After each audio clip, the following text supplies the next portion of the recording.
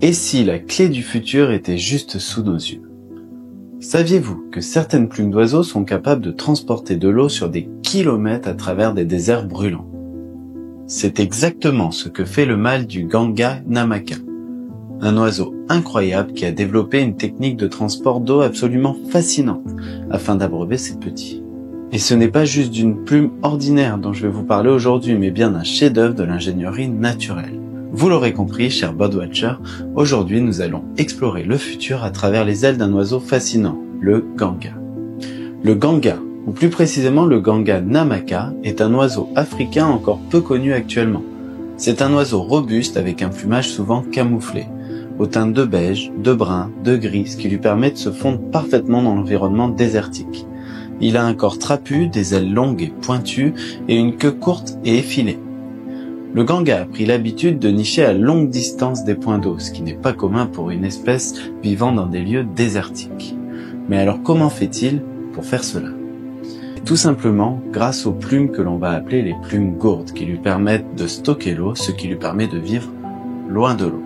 Pourquoi? Parce que les lieux où il y a de l'eau attirent beaucoup d'animaux. Qui dit beaucoup d'animaux dit beaucoup de prédateurs. Avant de parler de ces plumes plus précisément, intéressons-nous à un peu d'histoire. Remontons en 1896 avec l'ornithologue britannique Edmund Mead Waldo.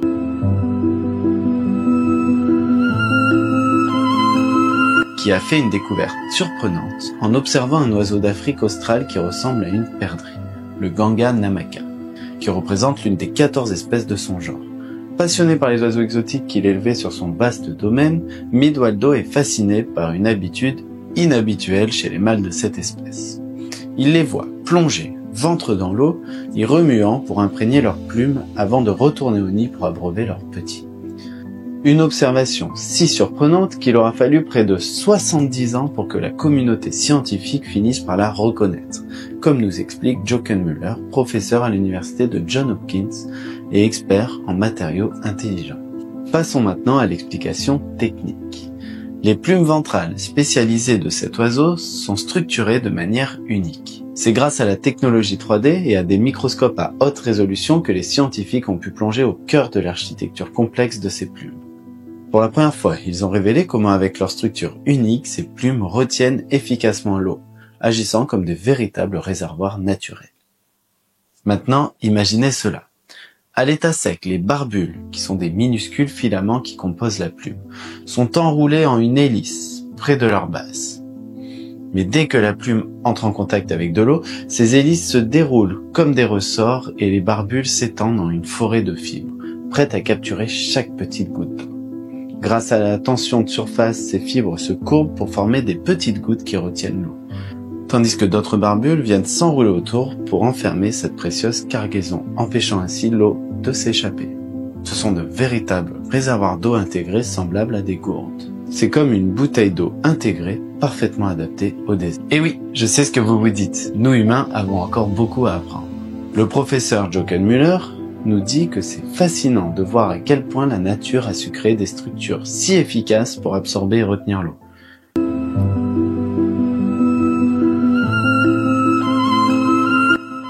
Ces découvertes pourraient bien conduire à des innovations technologiques bio-inspirées qui changeraient notre quotidien. Mais alors pourquoi?